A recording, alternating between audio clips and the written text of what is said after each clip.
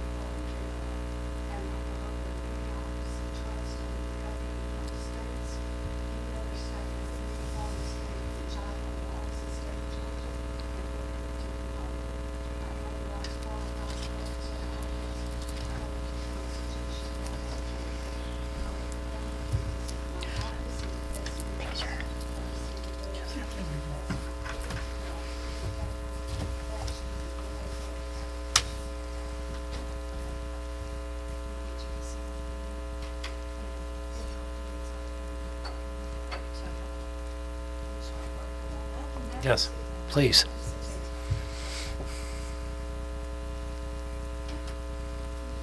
Oh.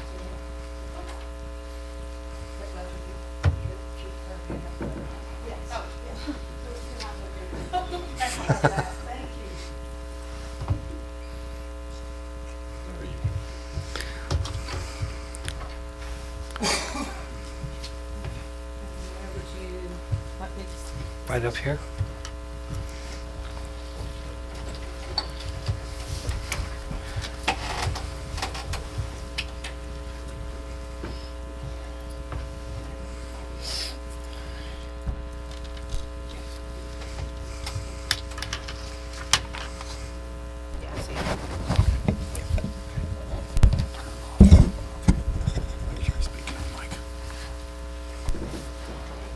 All right. Renee, do you have a copy of the agenda? I do. All right, great. Well, again, welcome on board. We appreciate the time and commitment you're making as commissioner and looking forward to working with you on our commission. Thank you. All right, the next order of business will be the adoption of the agenda. I'd like to have a motion that I move that we adopt the agenda as written. all those in favor, please say aye. Aye. Opposed? The agenda has been adopted. Approval of the previous meeting's minutes. Do we have any questions about the existing minutes, or would you like to go over those? All right, at this time, I'd like to get a motion to adopt the minutes from the previous meeting. Motion to accept the minutes. Second. All those in favor, please say aye. Aye. The minutes have been approved and accepted. At this time, we'll have public comment. If anyone would like to please step forward, please address your name and your address, and you have 3 minutes to make your statements. All right, appears that we have no public comment for this evening. Next, we're going to the reports of officers and board and standing committees. The first one will be the Main Street Board with Christopher Pike.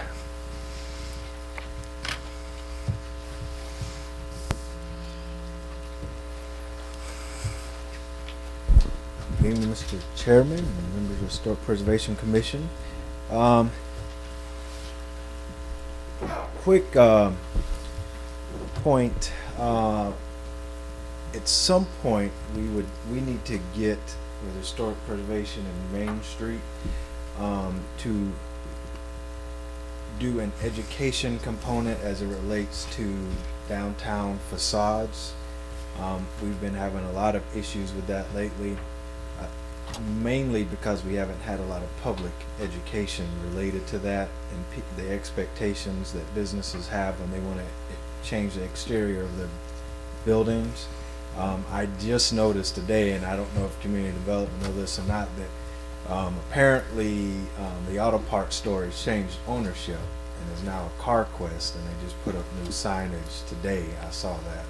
And those are type things that we should be monitoring and making sure that people are aware that there's a process if they want to change the exterior of the buildings, which there's enough blame to go around for everyone, but if we haven't done our due diligence and if we don't have any education component, then they're not going to know that. And so what happens is when they talk to me or they talk to someone else and I tell them that to come for historic preservation, they get upset because no one knows that that's the step or the process that's supposed to happen. So we've been trying for well, at least for 2 years to coordinate, because as part of our accreditation as a National Main Street program, we're required to do historic preservation education as a component of that.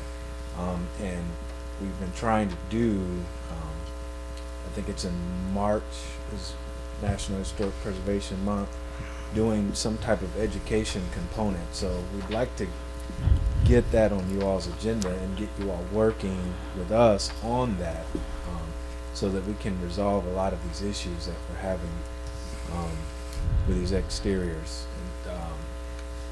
and to get people out of the mindset of thinking that what is here now is what the desired end result is, because a lot of atrocious things have been done to the exterior of buildings that we'd like to get undone. So for some reason people think the metal facades that are on the buildings is what we're looking for going forward, and that's not the case. So and I you know, I'm sure when I started out in all of this government work, I was actually on the Historic Preservation Commission in Albany. So that's how I really got started in what I'm doing now. This is 100 years ago or so. So I know that as a commission, there are some requirements from the state that have to be met. So we're willing to work with you all in any capacity and with staff. So I just wanted to bring that to your all's attention. As far as updates, the only major thing that should be happening here, hopefully in the next few weeks, is should be the construction and installation of directional signs.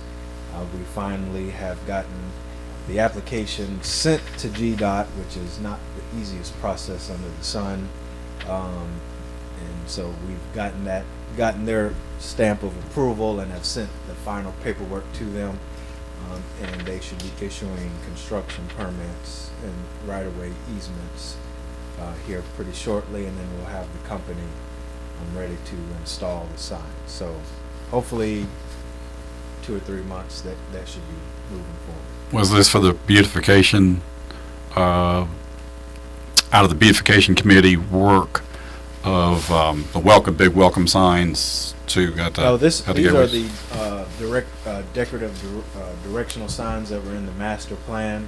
It's like City Hall is this way, Okay. Main Street office this way. Gotcha. The problem, our whole downtown is on the state right away, so anytime you put any sign up, you have to go through Yeah. GDOT. So Yeah. every single Yes. sign, every single sign is on Yeah. GDOT right away. It's either GDOT or the railroad. Yeah, so it's not the best and easiest process, and through this process I find out that the district engineers have a lot of leeway on what they will and won't do, and they don't apply the rules the same in each district. So Douglas County, the rules get applied differently than Carroll County because they're in 2 different districts and they have 2 different engineers. So then you have to navigate through all of that. So Sure. that's been a project we've been working on for some Okay. time. Okay. Those are the same signs that we looked at a few months back that you showed us pictures of?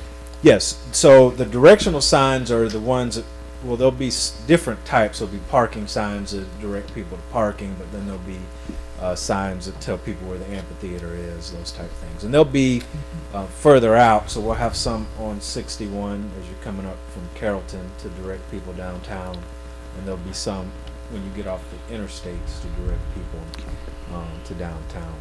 Can I piggyback on that a minute? Please. Go ahead. At the city council meeting last week, somebody spoke about the welcome station. And of course, as you were saying, we did try through this committee to write a grant for that which we did not get for various reasons. I'm wanting to know, because of the apparent hostility sometimes among some of our citizens, for the welcome station to be where it is, has anyone really thought about letting them know the history on Main Street of what passed by there from World War II to the Freedom Bus going into to Birmingham? There are so many things that passed by there that I think probably we would have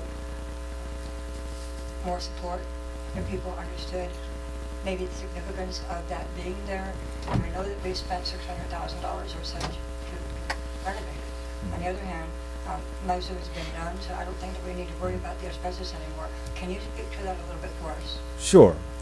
Well, to preface this, I have not been privy to conversations about the Welcome Center, so I know as much as everybody else does about it. So from that perspective, there's probably other people that may know more than me, but I got the same information everybody else got at the council meeting.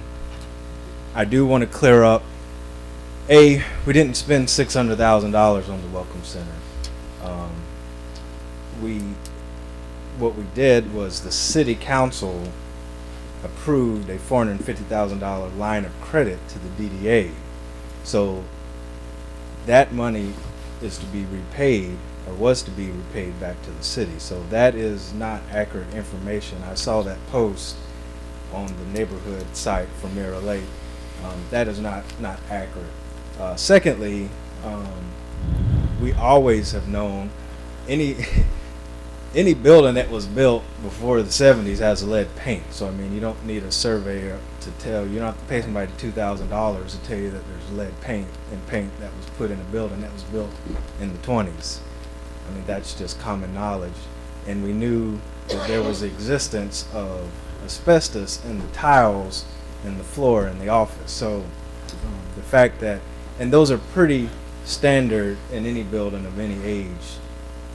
And you know, when I bought a house that was built in 1912, my first thing my wife said is the house has lead paint in it, and I told her, well, don't let the kids chew on the windowsills and they'll be fine. So, I mean, I don't, you know, I'm a pretty smart guy, and I've been doing this a pretty long time to know what to look out for. So, that some of that was mischaracterized a lot, and so. Having said that, that's where we are. I don't know any updates about the Welcome Center more than anybody else does. Thank you. Chris, I'd like to revisit the comments you made about education and communication with our new business owners, our building owners, downtown Villa Rica. You know, that's always the question when you acquire a business, not only the money you're putting out to acquire it and trying to make it successful, but what's the expectations of the community on the outside of your business. Do you have any ideas on how we start the educational process at that point, whether it be a welcome wagon or whether it be with the building department? I mean, have you got any ideas? Yeah, well, I think one of the things, and we could definitely help spearhead this, we have a relationship with the Design Institute at the University of Georgia. It's part of a program that's offered to Main Street programs. We talked about doing this with an intensive facade grant program. So what we've done before when I was in Albany, we didn't wait for people to apply for facade grants. We had renderings done of the facades we wanted changed, went ahead and presented those to the business owners, and then offered to provide a facade grant if they would do what we wanted done to the building. And so there are buildings that currently have been identified in our downtown that definitely we need to look at, and just go and say, hey, this is what this building could look like. We're willing to put in $5,000, you know, it's a dollar for dollar match. So it'd be $10,000 total, $5,000 from the facade grant, $5,000 from the property owner, and approach it that way, but also provide some ideas and thought processes about design standards for people who may not want a facade grant but are looking to do something. So just some images of, you know, this was something that would be appropriate, and just prepare to hand those out. So if somebody comes into downtown or comes into the city hall and wants to get a building permit for downtown, we should have a pamphlet to give them so that they can have information on what the expectations are related to historic preservation. I fully agree with you. In the past, the DDA has offered some level of a facade grant that's out there, but I take that we're moving more into a state or federal facade matching fund grant. Is that what you're talking No, about? this would be through the DDA. DDA? So it'd be same thing as we've done before, just a different methodology. It would be more of a, we go knock on the business's door as opposed to waiting them to come knock on our door. I agree. Thank you. Anything else? Is there any other questions for Chris? Chris, we appreciate your efforts. Thank you Thank very you. much.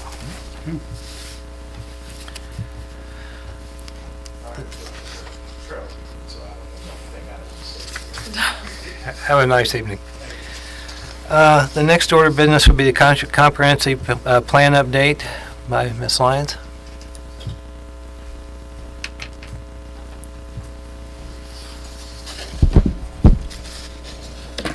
Good evening. Lanice Lyons, Planning and Zoning Specialist. I don't think I've met but two of you in real life, Miss Mills and Mr. Coors. I'll be following Chris after my presentation, as we're both on the same steering committee. But I want to talk to you briefly about the comprehensive plan update. Not sure if you're all aware we're undergoing comp plan update. Our consultant has been working pretty diligently since about January, February. There's a survey out on the website that links you to a Survey Monkey. And since that survey was published on the website, we've received over 400 responses, both on the website and both paper surveys. We've distributed it to city employees. All the departments were sent it to their employees and staff, so they've had an opportunity to take it. I've taken it. I hope you all have as well. And right now, that's the phase that we're in for the comp plan update, is collecting data, collecting thoughts and opinions via the survey, and they're assessing existing conditions, doing a lot of research, using our GIS data, using census data to assess our current conditions. They had the first steering committee meeting, I believe it was back in January. The next steering committee meeting is coming up very soon. Steering committee is composed of about 15-20 members. Dr. Mims is on the steering committee, as well as John Hannebeck from the Planning Commission, as well as other professionals from around town, some in the downtown area. So their next meeting will be April 17th. This will be the second meeting for the steering committee. And immediately following that, on April 19th, will be our first public meeting, which will be at Gold Dust Park at 6 p.m. And this meeting is going to be in the cafeteria, the senior services cafeteria. And this will be the first time the public will be able to see what's been brought to the table so far, and actually start to give input in person and get a feel for the plan and how the update is going. As you know, we're on a timeline to have it completed by October 2018. So after this first public meeting, the process is imagined to go pretty swiftly. Let's see. They'll have the survey will stay up pretty close to the end of their data collection, which will probably be towards the last couple of meetings. So what's scheduled is another steering committee meeting that's coming up in April, the first public meeting. And then it's also envisioned a land use charrette that will be open to the public, and that's anticipated in May. And then then they'll have an open house, and that'll be the first draft of the plan, or the vision of where we're going over the next 5 years. So that's where we are so far. And of course, the comp plan is going to contemplate land use, transportation, employment, natural resources, natural history, which would be the Historic Preservation Commission, Parks and Recreation, things like that. So, if there are any ideas that you all have or any comments that you would like for us to pass on to the consultant for consideration, as far as it is concerns, historic preservation or any other area of city of Villa Rica that you guys think is important that we're looking at. For me, I know because I'm working with the trails, the master trails for the Parks and Rec, I'm going to work closely with the consultant to know, so even if that process isn't finished, that there is consideration given to that plan in our comp plan so that we can adopt it and make sure that we're coordinating efforts, moving forward. So any ideas you all have, you want to pass them to me. I can also forward you our consultants information if you wanted to contact them directly. But that's all I have so far. Any questions? Okay. Thank y'all you. so much. Thank you. Next meeting. All right, our next line of business is reports from special committees. The item number 1 will be the Hart House. Is there anyone here to speak about the Hart House this evening? All right. I think the idea of the book coming. Elaine Bay, the author. Right. That did the explosion book, and she just re-released the 60th anniversary. It's got a new chapter in it. She is currently writing a book on the Hart House. Wow. She's got the book signing next Saturday, 21st at the library for the re-release of the explosion in Rica. And I forget the time, but it's that morning. She's selling those books for $20 each. And it's just an additional chapter about our Remembrance Garden and that 60th anniversary that the Cemetery Commission did back in December. And she did tell me today that she is writing a book about the Hart House. It's very good to hear. Very good to hear. That will expose some of the natural history of the building and give it some exposure it direly needs. So, very good. Is there any other questions about the Hart House? No. Thank you, Alicia. Next one would be the Historical Preservation Grant. Nancy? Well, we were told that we had a very short window to write a grant, and we did. Commissioner Coors and a couple others helped with that, and we submitted it on time. Unfortunately, the total grant was a new one for $10,000. We were not expecting the whole grant. We were hoping perhaps it would be for $4,000 that might help with the signage on the welcome station. That's what we at least put down as our specificity for that. We did not get an answer back. I think it was probably in October or November. I asked Sarah to check on it for us, and she did, and got an answer back that they would be more than happy to consult with us if we wanted to write another grant at another time, but that unfortunately we didn't. Doing a little bit more research, I seem to think that the people who got it were those who were closer to Metro Atlanta area and out toward Madison, and had been on many of the committees before. So, as a learning experience, I think that we had a good chance. Well, maybe, Before we well, didn't get it. well, maybe we ought to say what we were applying for, Nancy. And it was a facade grant for the tourism building.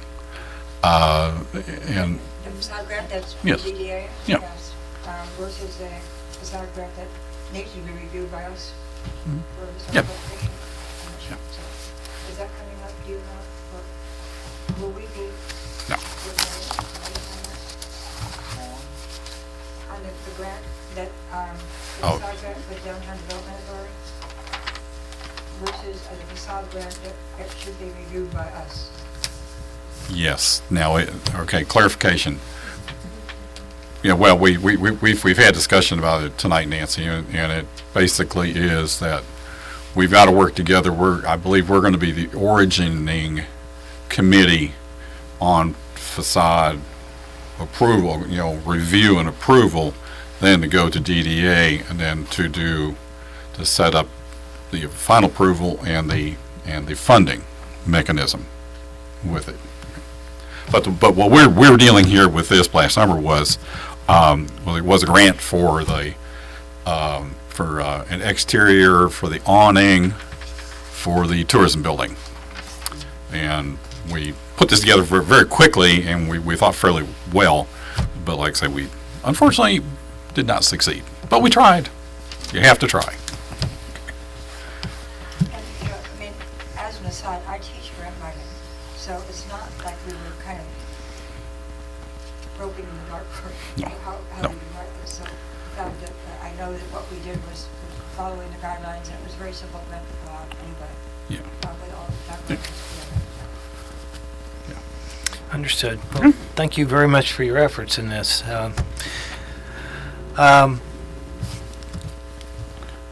At this point, I believe we can move on to old business, the discussion for the historical plaque for the pre-approved designations. All right, do we have a list of that to discuss this evening? Actually, we had a little bit, at one of our last meetings, we were given a list of historical places that we probably could be looking at. We asked Katie to give us another list of that, which she did for us. She sent it with the agenda. When we were asking for approval for the one on 303 Rockmart Road, that's when we discovered, after Katie looked into it, that they had already been approved. And that we had not done anything about it. So apparently the plaques were there, and so that's where we are at this point, is that we have pre-approved designations, and those need to be awarded Very to good. the recipients. Very good. If I may, I think technically I need to amend the agenda slightly, or ask for a small exception. I think we can allow for the small exception. Okay. In the audience with us tonight is Marjorie Bruno, who has a completely restored house at 507 Main Street. Mrs. Bruno's been before us before, in fact, about this time a year ago or so, and asking about your application for restoration. And while we don't have any paperwork for you, you and I have personally been in discussions before I went on sabbatical to the hospital for my back surgery, to be placed on the historic register as a place. So while we may not have the application tonight, I'd like to at least place forward or move forward 507 Main Street, which is owned by the Brunos. Okay. So I'm gathering that you would like to put a motion on board at the meeting this evening to designate the 507 Main Street home and residence for acquisition for a historical plaque. Is that correct? Yes, sir, it is. All right. I would like to put that into motion. Can I have a motion for this option? I would like to motion that 507 Main Street, which Villa Rica, Georgia, which was, when was it built? Which was constructed in approximately 1892 and was recently restored here in Villa Rica in 2018, be placed upon the historic, our historic list. May I have a second? Make a second. All those in favor, please say aye. Aye. Aye. The motion is made and carried. Congratulations. Thank you. And thank you for preserving a historical home here in Villa Rica, Georgia. Thank you. Thank you. All right, I think we've kind of circled around the discussion of the list of designated historical buildings. At that point, would you like to have further discussion on further buildings in the town that we need to have under discussion? I think we just need to take a look at them and bring them up. Well,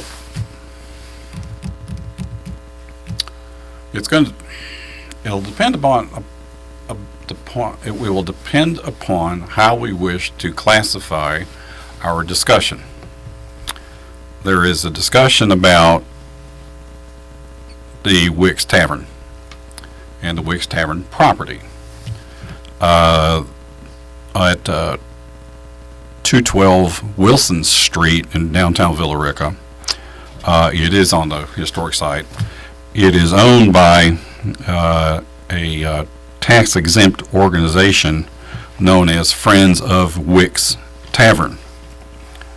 P.O. Box, I'm going to say probably the former address, but the address of record we have is P.O. Box 2, Winston, Georgia, 30187. I say that only because I believe the owner, I do know that the owner that did reside at Box, that he didn't reside at Box 2, but had resided over in Winston, Georgia, changed his address and moved to Carrollton, down off of, down by the jail. And unfortunately, the owner has passed away. And that would be Charlie Lott. And the ones of us here in the community that did know Mr. Lott, he was a champion of history. And he did move the tavern, what we're going to call the tavern. It actually served as a inn, a motel, a roadside inn, a restaurant, you name it, it was it. Back in the 1800s. It was moved off the property that we now know as Amadon Estates, and it was owned by the Chastains, and Mrs. Chastain was the former city clerk of Villa Rica. Unfortunately, she and her husband are both deceased. In the process of selling the property for development to the Amadons, the inn either had to stay or get moved. It had to go somewhere. It was either the dust bin or somebody else's property. It ended up in downtown. It has been developed as a parcel. The building itself is of just a historic value, and it can be open and seen for viewing. The building behind it, however, is actually a meeting hall and has some value. And I have some ideas on it, and I'll talk about it in private. We should look at what we as a historic commission, as well as in conjunction with the Downtown Development Authority, what does DDA think about this also?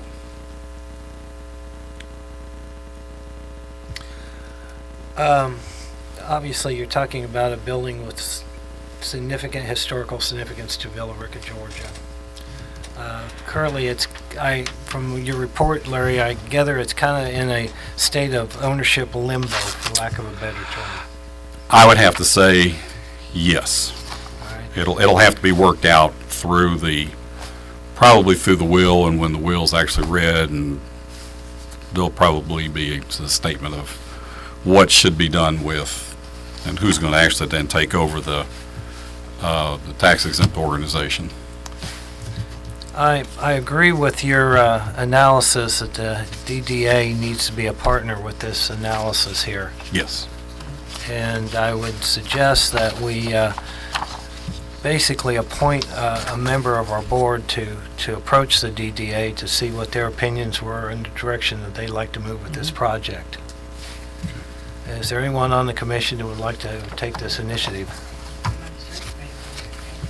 All right, Nancy, that would be very nice. We appreciate that. I don't think this requires a motion, just a direction, so I thank you. One of the other things about the historical, we have several pages of some historical places, buildings.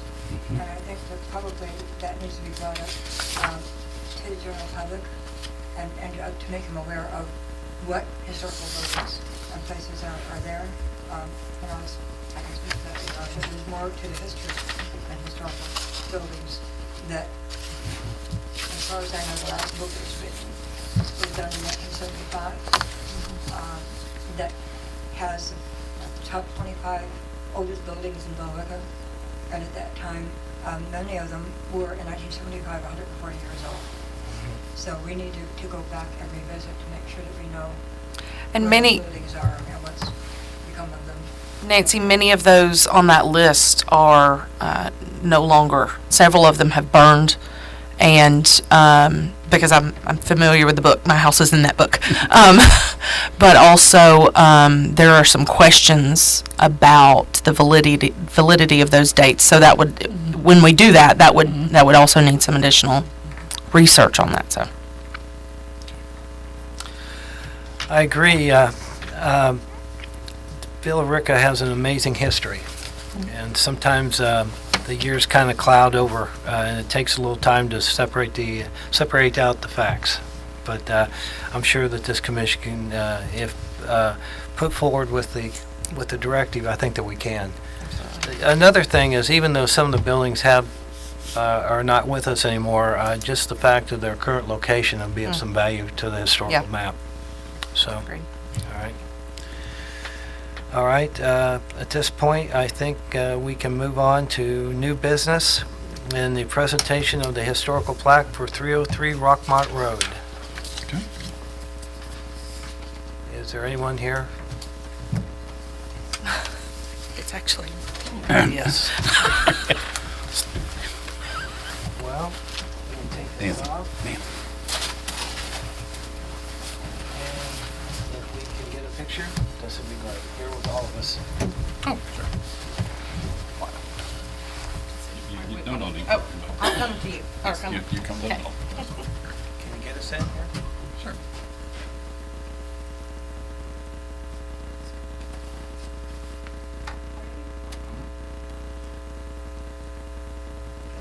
Thank you. Here you go. Congratulations. Thank you.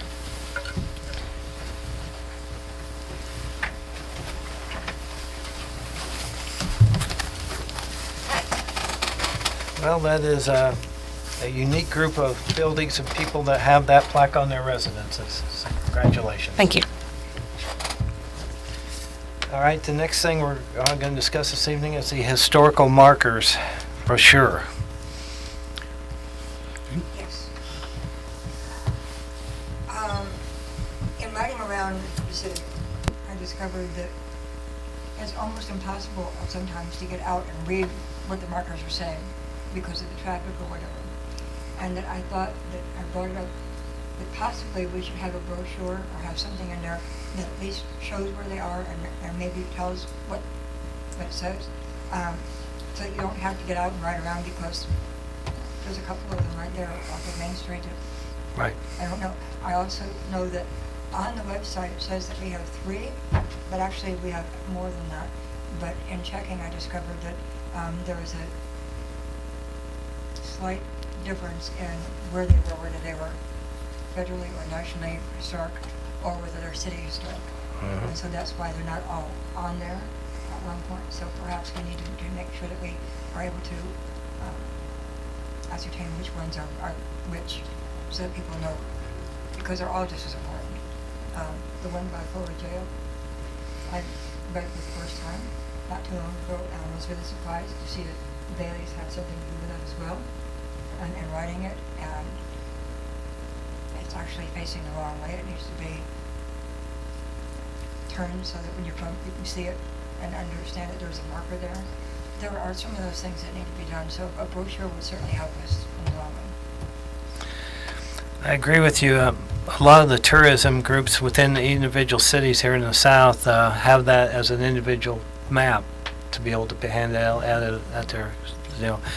In addition to that, I had this idea that when you go to visit other towns, there's usually some clever little thing that you can do as long as you're on tour.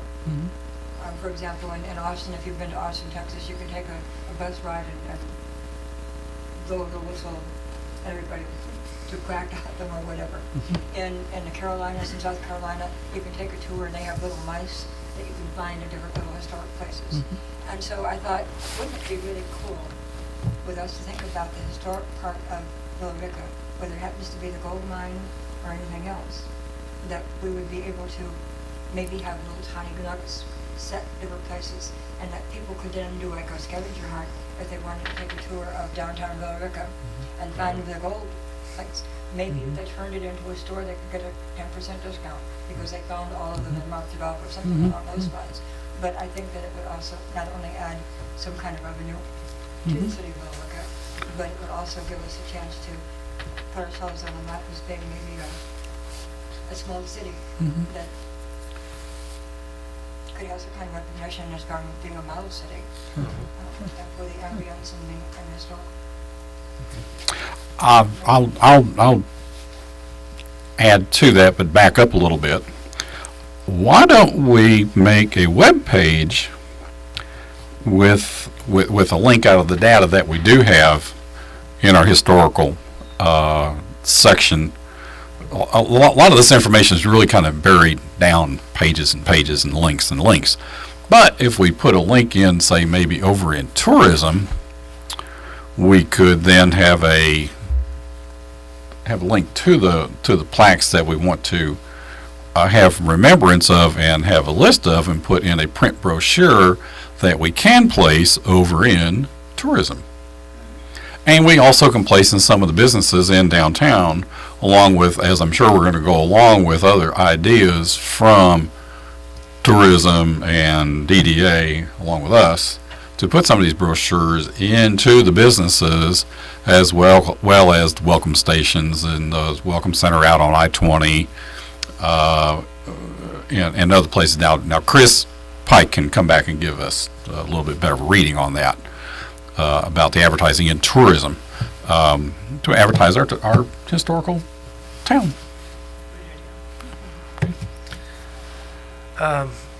Most people today travel with some type of electronic device, and when they pull us up, they see a sign out on 20, it says Historical Billerica. And I'm always asked the question, what's historical? It would be nice to have a updated webpage that basically identifies the historical nature of the city, redefine it, for lack of a better term, polish up some of the new or some of the old information. Again, a point of communication. Is this something that eventually the comprehensive plan has to have part of it? Or is this something that we just work within the infrastructure of the city of Billerica right now? It'd be, I would think it's going to be internal for us, because it's not comp plan, because it's not something that's going to, if we, what would go in the comp plan would be, we're going to expand the historic area out to blah, blah, blah, blah, blah. Okay. Right. Or we're going to shrink it. Right. Okay. But just to have literature, or whether it's print or electronic, I don't believe so. Okay. It can be, I get Bobby, I guess it could be a policy statement that in our going forward in the electronic age, we wish to update and be able to have more of our everything of Billerica accessible to the public. Yeah. I think that that's important. And speaking with many of our senior citizens in the last couple of weeks, I think that it's going to be important for us to be considering in the near future the idea of having some of our senior citizens do a volunteer one day a week perhaps at some of the museums or county historical museum to be a docent, so that they're able to tell us what went on with their in the past.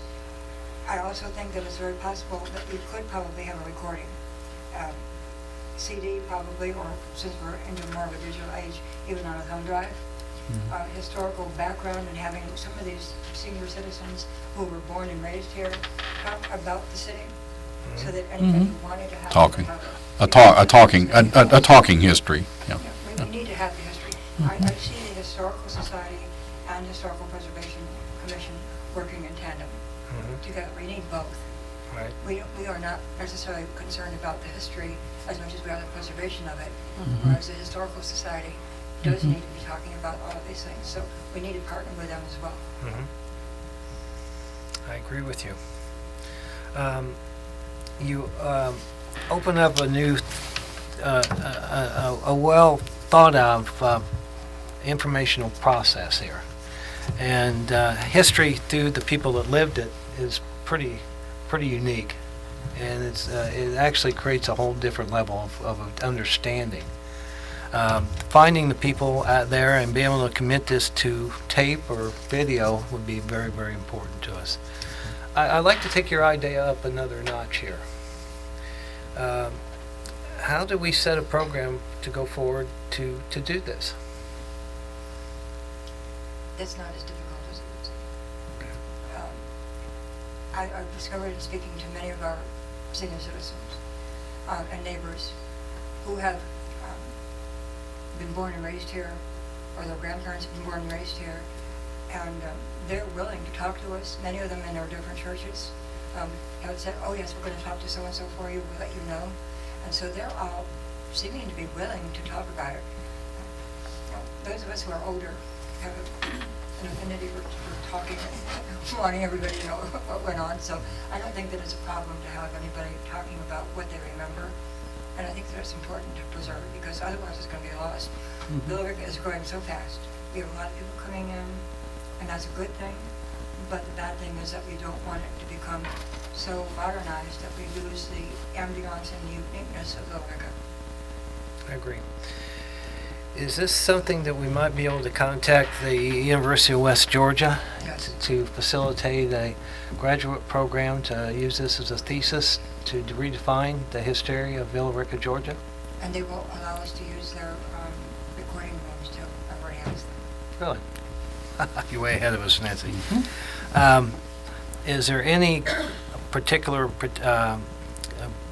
let's discuss this after the meeting, all right? But I like your idea. Let's move on. Right now, we're into the baptismal pool off of Spring Road, Spring Street, excuse me. And if you don't mind, I'd like to combine those two together. And I'm sorry that I'm doing all the talking, but Please. at our last meeting, I was charged with taking a look at the baptismal font. And Shirley Marchman, Councilman Marchman, showed me exactly where it was on Spring Street. You cannot see it from the road, but apparently somebody from West Georgia a few years back tried to clean it out and stopped. But the date on it is 1880. And I have two pictures of it. It's a cement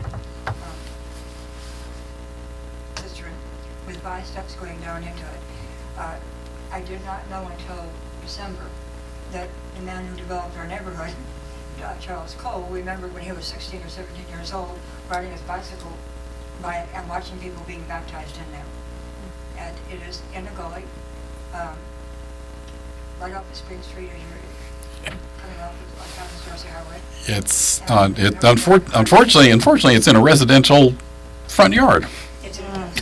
However, we today found that we could talk to somebody about the possibility of that, and I know that apparently we're going to be maybe talking about it a bit further to see if that part of that land from the gully to the street can be purchased by the city, so that it can be cleaned out and used as an historical site for the city of Billerica. Given that it was in 1880, I did go back in almost a year ago now, this last summer, and checked with as many churches that I could to see if any of the pastors knew anything about it. Believe it or not, no one knew about the baptismal fount, even the 2 churches that are closest to it. So it's kind of a best kept secret as well, but it's really important. Bobby saw it, and so he knows exactly where it is, and I think that that's something that we need to be working on as well to preserve, because going back to 1880, and you can picture the old sites of somebody helping you down the steps to be baptized in it, and it's a pretty good size concrete basin. And that, from that part, I'll go on to the other one as well. The very first hospital in Billerica is Westside Baptist Church on Spring Street. And if you look at it, you can actually see where it would be a hospital. The opening doors, the door right now has a cross on the door, but on the right side of it, you can see where the emergency room would be. That was community hospital. It was owned by stakeholders, so it was a private hospital, but a community hospital. I know that the last person that I can document and verify was born in 1955 there and had 6 beds. Several of our older citizens had their tonsils taken out there. It also turned into a nursing home, not the type of nursing home that we would more or less know today. But that also closed, and it is now a church. But this is one of the things that needs to have a marker, not for the state, but obviously for the city of Billerica. Right. The nursing home closed, I understand, in 1975. And after that, I have nothing more to say. That's fine. That's fine. It appears that there are buildings and events here that we're constantly going to be revisiting. But in some cases, the two aspects between the baptismal pool and the first hospital, we need to go under further discussion. All right? I'd like to talk to the city to see where we are with that particular situation. But as a whole, I think this has been a very, very, very good meeting this evening. I see Larry has one more point. Yes, if you'll allow me just to give us a little bit of information. It's kind of an information update that has been going on back behind the scenes. Training for us as an organization. Training is done on the state level through the Department of Community Affairs, the Department of Natural Resources, DCA. The only problem is that on the website today, the convention usually is in May, and they have nothing scheduled. So I guess they're not going to do any training. There is one, however, scheduled for August at Chateau Lawn, and I'm sorry I don't have a date, but we can look at that later and look into it, and if we'll have staff look at that and see if that's really going to be a true date to go, and if what funds we have available in budget. And I'm sorry, I don't know what funds we have available in budget. Okay, that'd be fine. Okay. I'm good. All right? Thank you. No, that's fine. I'd like to take a personal note here and thank Larry and Nancy. I know there's been a few months since we've been having a meeting here, but your participation and your attention to detail here in Billerica has not gone unnoticed. And I'd like to thank you both. Thank you. We're like to take a look at the next meeting with the board. We haven't had an election of officers in a long time. And so I'd like on the next meeting, if we possibly could put that on the agenda as election of officers. Okay. Election of officers for the next meeting.